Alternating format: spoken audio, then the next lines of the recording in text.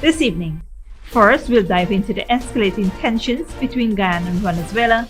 President Dr. Mohamed Irfaan Ali has taken a firm stand against the recent measures by the Venezuelan government concerning mining licenses in Guyana, including the disputed Essequibo region. We'll analyze the implications of these developments and look ahead to the upcoming meeting between President Ali and President Maduro in St. Vincent and the Grenadines. Next, we turn to a major legal development in Guyana. In the case of the police versus Paul Slowe, Chief Magistrate Sherdal Isaacs Marcus has made a crucial ruling. We'll bring you the details of the case, the arguments presented, and what this means for the former chairman of the Police Service Commission. Later, a shocking incident from East Bank Berbice. Prison officer Angelica Cameron has been remanded to prison on charges of narcotics possession. We'll delve into the circumstances of her arrest and what this could mean for the prison system. Moving on to the United Kingdom, we'll explain British Prime Minister Rishi Sunak's political maneuvering. His emergency bill to send asylum seekers to Rwanda has narrowly escaped defeat in Parliament. We'll explore the implications of this close call and what it says about the current state of British politics. And finally, we'll discuss China's diplomatic move in Vietnam. President Xi Jinping's visit comes just months after U.S. President Joe Biden's trip to Hanoi. We'll analyze the significance of this visit and what it means for the ongoing power dynamics in Southeast Asia.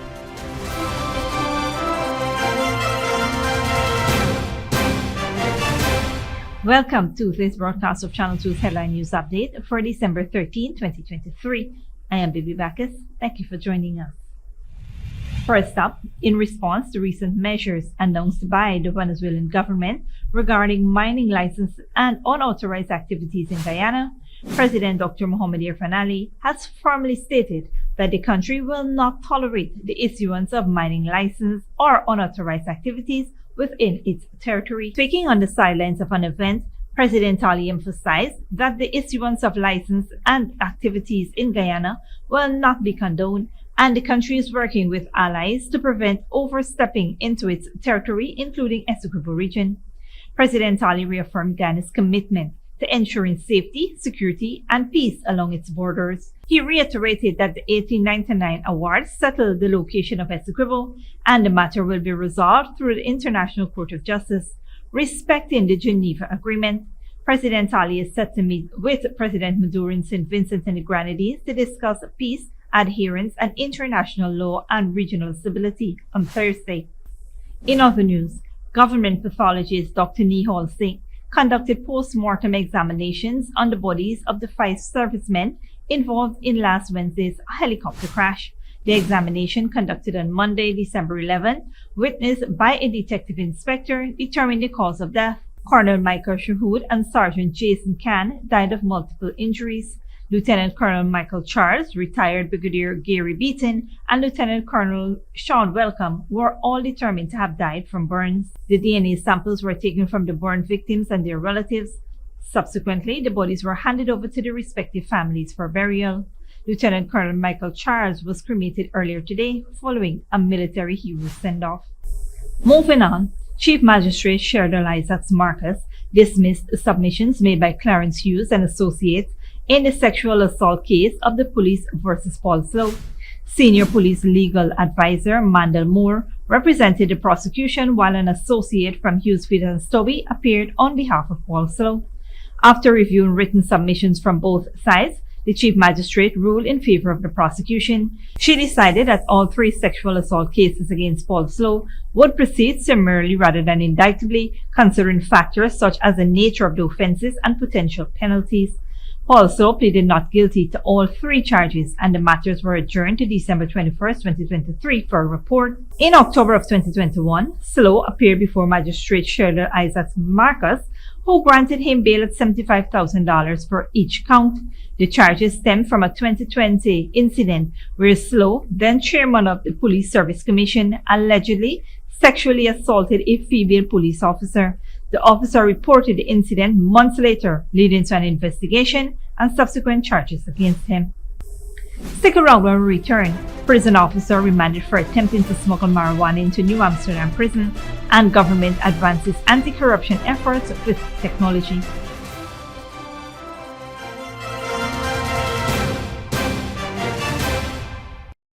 giving you the best Christmas with Digicel. Digicel is bringing you the best deals, the best prices, and the best cash prizes. Hold on to your Santa hats because there's up to $50 million in cash to be won. Activate any data plan and you can be one of 14 winners to join Digicel's Spin to Win game show where you can win millions in cash. Activate a data plan today on the best network and make this Christmas the best one yet. Digicel. It's Christmas at Kissoon's Furniture Store. We are fully stocked for the holidays with a wide variety of furniture to choose from store-wide. Beautiful sofas, dinette sets, rugs, pillows, foam and hybrid cooling mattresses in all sizes, beds in king, queen and single sizes, and so much more. Come on down to our mega store or our Rob Street location. Merry Christmas from Kissoon's Furniture Store. Good girl forget things. What's the problem, Granny? I want money for borrow for those surgery. I was dancing and I fall and fracture my hip. If you need some quick money, you should check Lender's Jewelry and Pawn Shop. Lender's Jewelry and Pawn Shop, Lot 238 South Road Border, Georgetown. Get jewelry made to order in just 72 hours. We also accept vehicles. Lender's, best rates, longest payback period. Boys, I get through. Plus, I could dance again. Lender's Jewelry and Pawn Shop. When you need money and you gotta get it fast, Creative Jewelry and Pawn Shop is the place for that confidential transaction in a quiet and secure location. You'll get the highest value per pennyweight for your gold and also enjoy the lowest interest rates and longest payback period too. Yes, for that instant transaction to solve a pressing financial problem. That Creative Jewelry and Pawn Shop, 46 Boyle Place, that's between the Ministry of Housing on Brick Dam and White Castle Fish Shop. Be your first and only choice. Creative Jewelry and Pawn Shop, safe and sound, solid and secure, always there for you. Telephone 231-7878 and 223-8955. Hello, my fellow TikToker followers. He is Credit, and today all we will be making Chinese noodles with peppies, chow mein, chicken fritters, and spice cake. For the noodles, all of these will be using peppies, black pepper, cashew, Chinese sauce, soy sauce, garlic sauce, paprika, Chinese seasoning, chow mein seasoning, five spice, and all-purpose seasoning. Next, this chicken that we marinate soak for all you wanna know nothing with peppies, green seasoning, miracle seasoning, Pepper sauce, chicken seasoning, paprika, garlic powder, jerk seasoning, black pepper, onion powder, and ginger powder, and document plantain flour, and then this butter we make with this quick piece powder, and we boil in high. We serve with peppies, barbecue sauce. Radhika went to the supermarket and she proper buy up enough things. She feels she alone can cook, but she routine even wrong. He shaped like a guy in a map. Peppies has a wide range of ingredients available at supermarkets nationwide. Peppies, we put the pep back into your kitchen.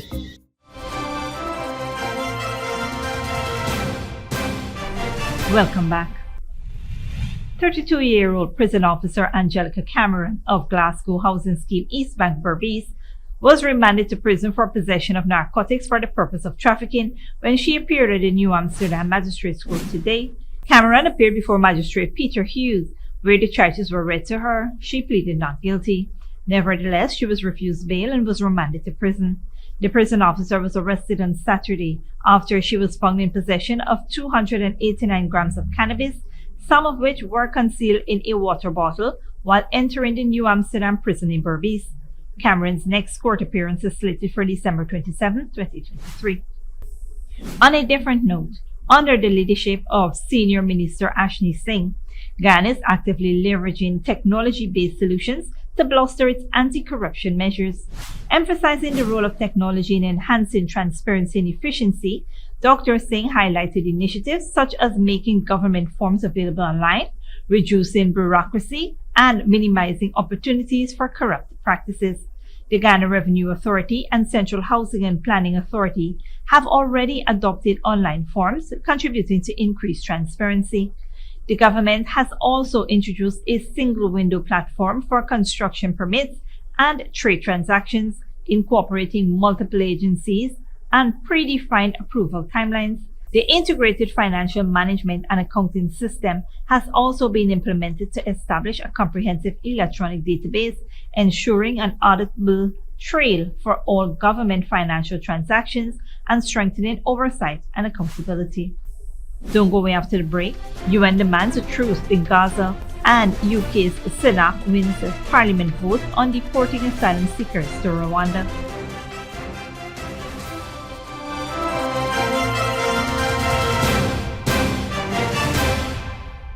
Giving you the best Christmas with Digicel. This Christmas, it's all about the best. Digicel is bringing you the best deals, the best prices, and the best cash prizes. Get half off and a whopping 50 gigs of data when you purchase the Samsung A04 for just $14,000, the Samsung A14 for just $29,000, or the Samsung A24 for just $35,000. That's right, half off and 50 gigs of data. It doesn't get any better than this. So why wait? This Christmas, buy nothing but the best. Offer good while stocks last. Digicel. Sneakily with a gift of sight from Modern Optical Services. Let our professional team examine and prescribe what's best for your eyes. Our smiles make fashionable faces. See us for a full line of optical services, including brand name and prescription eyewear.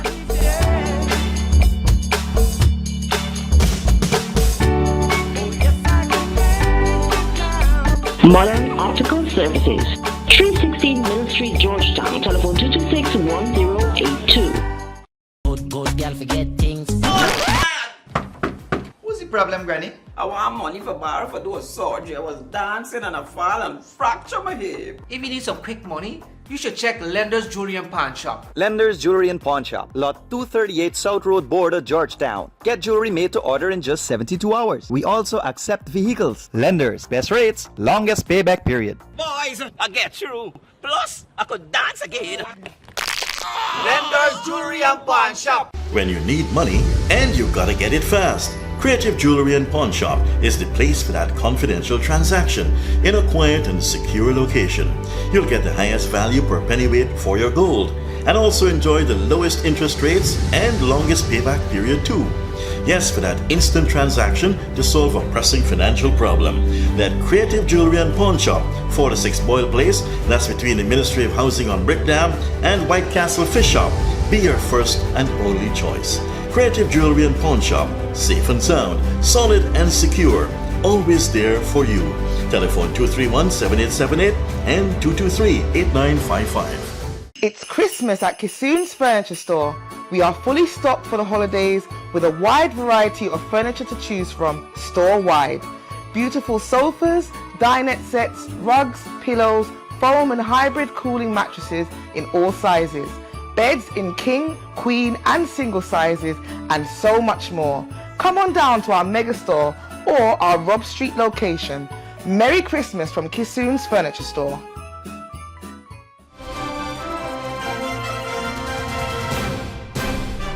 Welcome back. Now we take a look at what's happening in the region and around the world. British Prime Minister Rishi Sunak's emergency bill to revive his plan to send asylum seekers to Rwanda has avoided defeat in Parliament, surviving a rebellion by dozens of his own MPs that laid bare his party's deep division. Despite the victory, the results show the Prime Minister is struggling to maintain control over his party. Al Jazeera's William Mark reports. A dawn departure on a French beach. This travel to southern England is treacherous, sometimes deadly. But over the past 2 years, tens of thousands have made these voyages. They can claim asylum upon arrival. Around 160,000 are still waiting to learn whether they must leave again or can stay in the UK. Even stuck in detention centres, their presence as what critics call illegal migrants, provoking a powerful political reaction. Illegal migration is possibly one of the greatest scourges of our age. It's evil, it's internationally organised, and it's socially and economically damaging to this country. A series of UK politicians have sought to rehouse asylum seekers here, in Rwanda. Last year, Britain's Parliament passed a law intended to make that possible. But last month, the UK's top court blocked the plan as unlawful. To circumvent the courts, Prime Minister Sunak has since then suggested an updated law. Today, the government has introduced the toughest anti-illegal immigration law ever.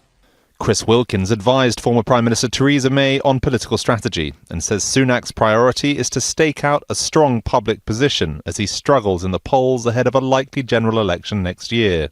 Actually, its real-world impact is small and limited. I think the political impact is the significant one. This is the Conservative Party trying to say that it's the party that will protect the country's borders, that it is the party that can be strong on this issue that people care about. Some critics among Sunak's own Conservatives say the latest legislation could both breach international law and create constitutional problems. But others insist it is still not tough enough. And when that small number of Conservative rebels voted against this plan as it's currently proposed, it represented the first really public threat to this Prime Minister's future. Willem Marks, Al Jazeera, London. The United Nations General Assembly has voted overwhelmingly to approve a resolution that demands an immediate truce in Gaza. The 153 countries backed the move, but the US voted against the draft resolution along with Israel and 8 other countries. Al Jazeera's Christine Salome reports from the United Nations. We shall now begin the voting process. The UN General Assembly succeeded where the Security Council didn't, passing a resolution that demanded an immediate humanitarian ceasefire for Gaza and the release of all captives. 153 member states voted in favor, 21 more than the last time the Assembly called for a humanitarian truce. The resolution is very simple, clear, and explicit. But not clear enough for the United States, who, along with Israel, was one of the 10 countries who voted against. We support speaking out with one voice to condemn Hamas for its terrorist actions on October 7th. Why is that so hard? To say unequivocally that murdering babies and gunning down parents in front of their children is horrific. No country has veto power in the General Assembly, and many speakers noted the lives of thousands of innocent civilians and the credibility of the United Nations was at stake. Right now, what we are seeing is an onslaught on civilians, the breakdown of humanitarian systems, and profound disrespect for both international law and international humanitarian law. Only a Security Council resolution is considered binding under international law, but a General Assembly resolution carries political weight. And the Arab and Islamic nations who spearheaded this effort are vowing to use the momentum to keep pushing for a ceasefire. This draft resolution demands an immediate humanitarian ceasefire. Let me repeat, demands. The language of demands, it has the power of implementation. It does not call for or urges, it demands. And we will not rest until we see compliance. He promised yet another ceasefire resolution to that effect will be put to a vote in the Security Council, perhaps as soon as this week. Kristen Salumi, Al Jazeera, the United Nations. China's President Xi Jinping has started a 2-day visit to Vietnam to upgrade diplomatic ties between the countries, 3 months after the U.S. President Joe Biden traveled to Hanoi. The two world powers are vying for influence in the Southeast Asian nation. Al Jazeera's Katrina Yu reports. Chinese President Xi Jinping arrived in Vietnam on a trip aimed at strengthening ties between Hanoi and Beijing. It's his first visit to the country in 6 years. Vietnamese General Secretary Nguyen Phu Trong traveled to Beijing last year, the first head of state to meet Xi after he secured an unprecedented third term.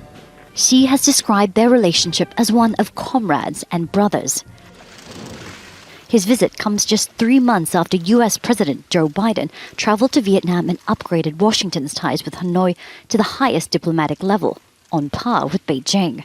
What Vietnam wants here is to have just enough distance and proximity to multiple powers in order to secure its own national interests and strategic space.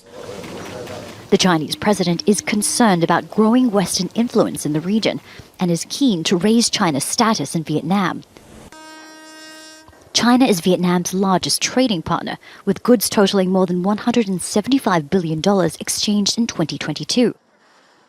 We see since last year, Vietnam making really a strategic decision that they have to maintain the best possible relationship with China because this is vital, if not indispensable, to their sustained economic development. China and Vietnam share a border as well as many other similarities. A Communist Party-led government, a socialist system with capitalist elements, and an authoritarian leader. Like Beijing, Hanoi would also prefer a multipolar world order instead of one led by the United States. However, the two countries also share a complicated history involving territorial disputes dating back hundreds of years. More recently, Vietnam and China have been locked in a dispute over islands in the South China Sea. But those tensions have been set aside, at least for this week, with the leaders signing 37 agreements on joint maritime patrols, new rail links, and trade. Katrina Yu, Al Jazeera, Beijing. This brings us to the end of the regional and global news coverage. Up next is the 3-day wind forecast.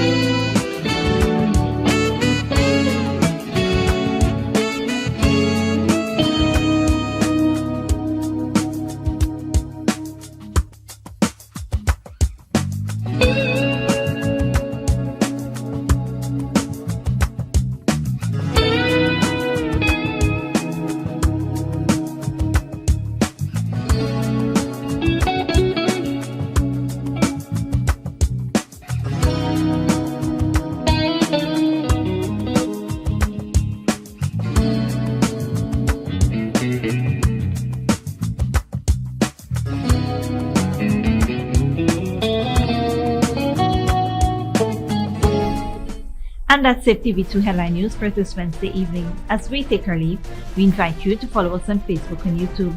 You can tune in tomorrow at 6:30 a.m. for a rebroadcast and at 7 p.m. for more news. Until then, please take care of yourself and each other.